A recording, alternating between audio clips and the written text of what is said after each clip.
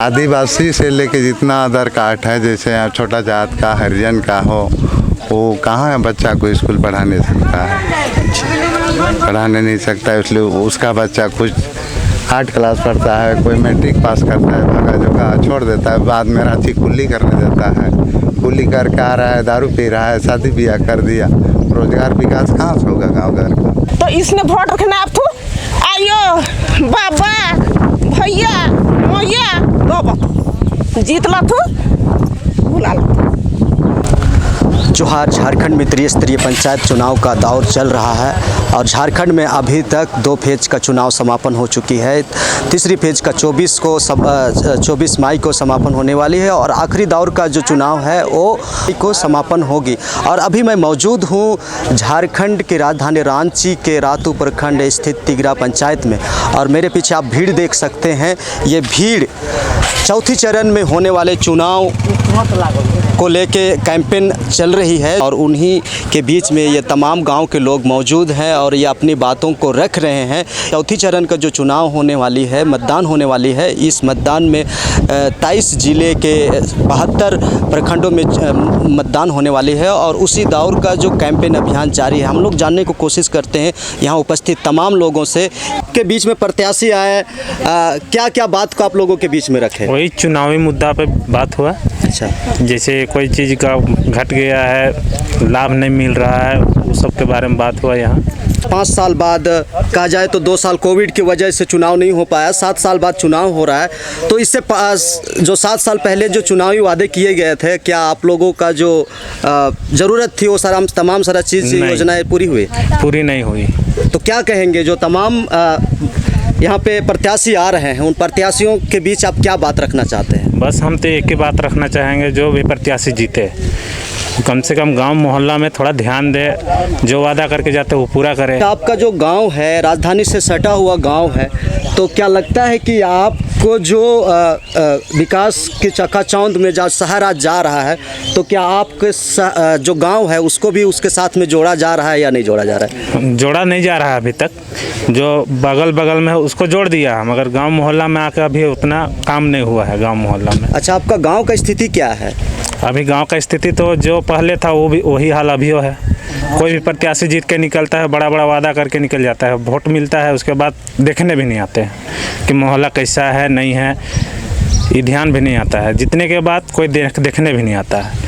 पहले तो वोट होता है उस टाइम तो आता है, बड़ा बड़ा वादा करके निकल जाते हैं। जीतने के बाद एक दिन भी नहीं आएंगे कि हाँ चलो हमको वहाँ से वोट मिला है, एक बार जाके ध्यान दो गांव में जो हमको जिताया है उसके बारे में भी एक बार सोचे, ये भी सोचने नहीं आते हैं एक बार।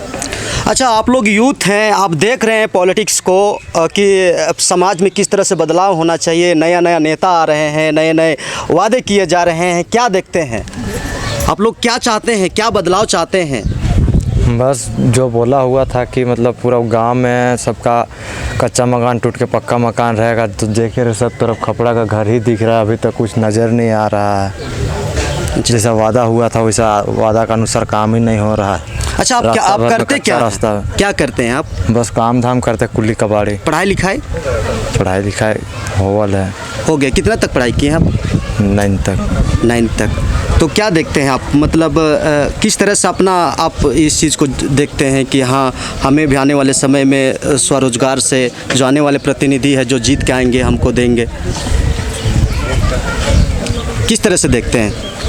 किन्हीं को हम अपना भरोसा जानिए के दे देते हैं, वोट के आएंगे और हम लोग को कुछ बदलाव लाएंगे, तो वोट के बाद तो कोई नज़ारे नहीं आते हैं यहाँ। अच्छा, आने वाले समय में कैसे प्रत्याशियों को आप जनप्रतिनिधि चुनना चाहेंगे?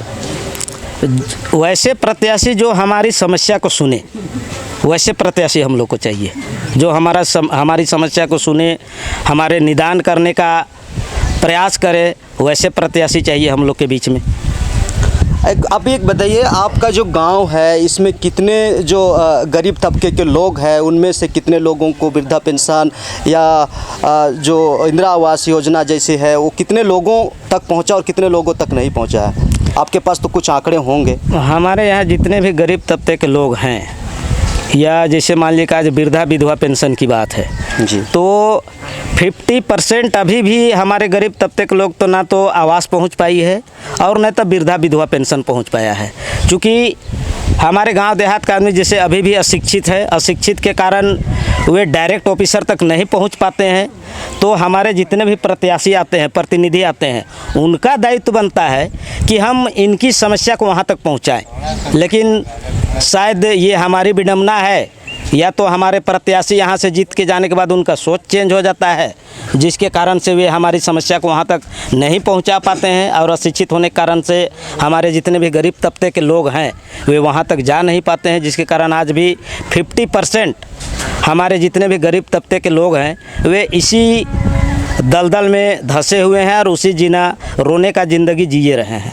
अच्छा, अभी भी अब देखते हैं कि रांची से सटा हुआ है, यहाँ के लोग रोज़गार की तलाश में रांची की ओर भागते हैं, और जो शिक्षा का स्तर है दिन प्रतिदिन कहा जाए तो बहुत कम रेशियो के आधार पे वो बढ़ रहा है। क्या कहेंगे, शिक्षा को किस स्तर से देखते हैं कि आपके जितने भी जनप्रतिनिधि आते हैं या फिर बन के चाहे विधानसभा में जाते हैं, लोकसभा में जाते हैं, या फिर अभी जो मुखिया या सरपंच या तमाम जिला परिषद बनते हैं, कितनी इन सारी चीज़ों पर फोकस करते हैं? देखिए, इसमें है कि जितने भी जिला परिषद या वो जाते हैं, शिक्षा के क्षेत्र में तो हमको नहीं लगता है कि सुधार है। शिक्षा क्षेत्र, शिक्षा हमको लगता है कि जहाँ है वहीं है।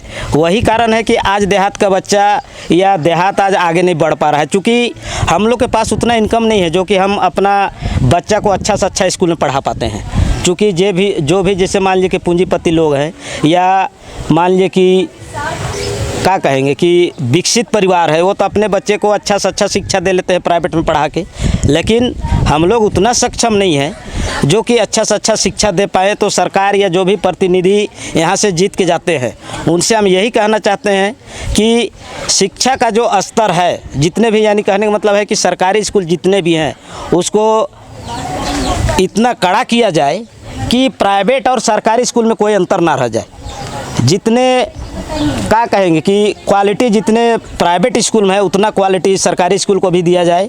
समय से क्लास हो, समय से सारा चीज़ हो, ताकि जो पूंजीपति लोगों के बच्चे और हमारे जो गरीब के बच्चे हैं उसके शिक्षा में कोई अंतर नहीं रह जाए।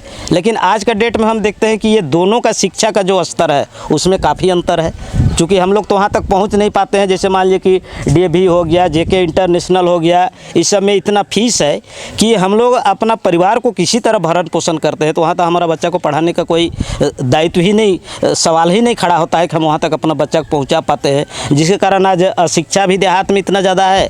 दूसरा चीज़ है कि हमारा बच्चा आज अच्छा पोस्ट में भी नहीं जा पाता है, अच्छा जॉब में भी नहीं जा पाता, क्योंकि उस क्वालिटी का हमारा बच्चा बनता नहीं है शिक्षा का भाव में।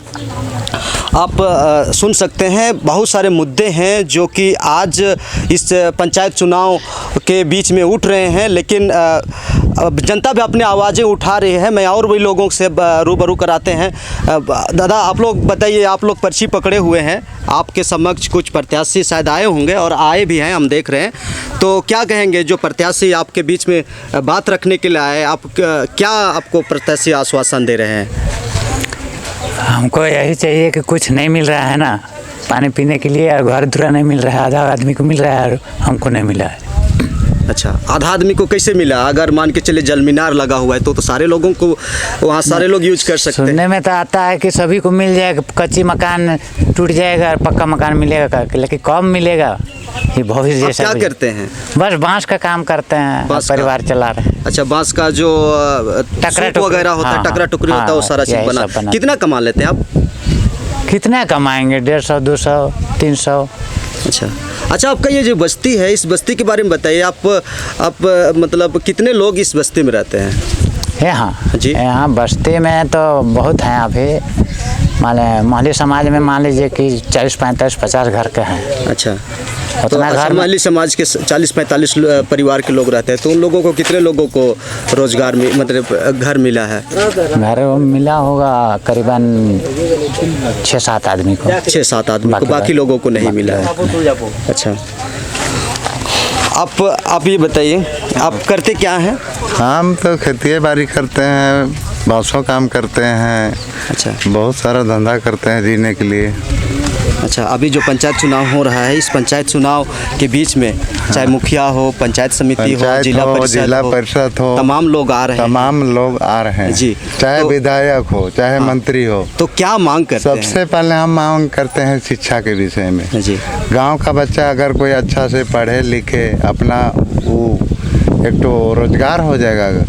पढ़ाई तो सब चीज़ है दुनिया में, सबसे बड़ा चीज़ है पढ़ाई। अगर शिक्षा मिलता है तो गरीब का नहीं खाता है, गरीब खाएगा। इंदिरा आवास मिले चाहे नहीं मिले, घर तो ये है। वृद्धा पेंशन मिले चाहे ना मिले का उसको नहीं चलेगा। लेकिन सबसे मेन पॉइंट है कि शिक्षा है कि हम लोग जितना भी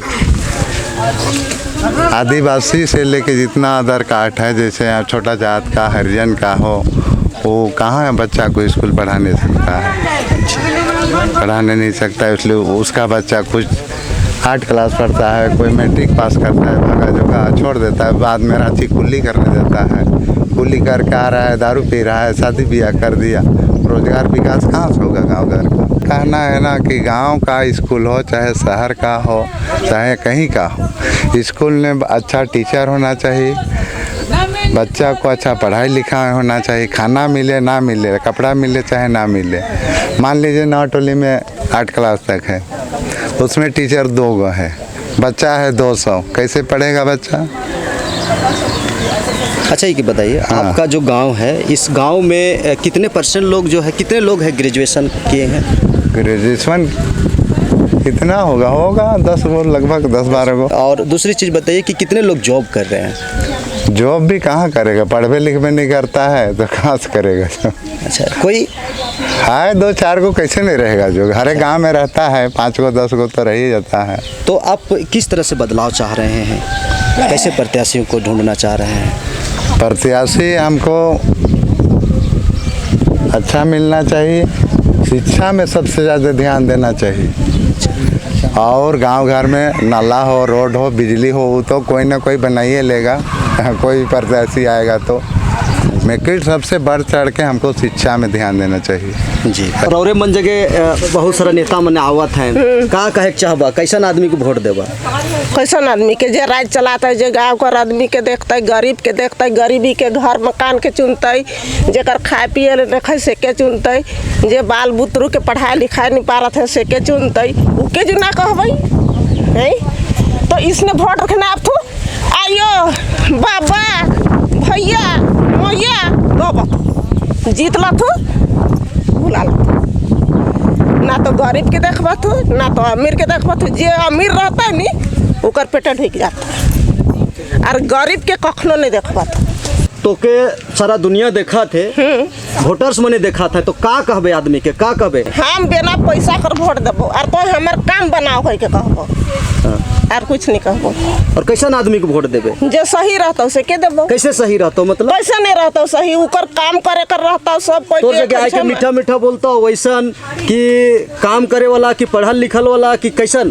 पढ़ल लिखल वाला वो मीठे मीठे बोल बोल के नवा टोली गाँव डूबा था। काम रहता से का सब दुलारी बोलबा तू, और काम नहीं रहता से बुढ़ी उधर जा हला कर रहा है, मेरा समय नहीं है, थोड़ा देरी के बाद में का लाना ईसन कहबा। अच्छा, उसन कह तो का कहबे कि देश आदमी के वोट देवा कि अथी दलाल आदमी को वोट देवा? दलाल के देना न खाओ, देश आदमी के देना है।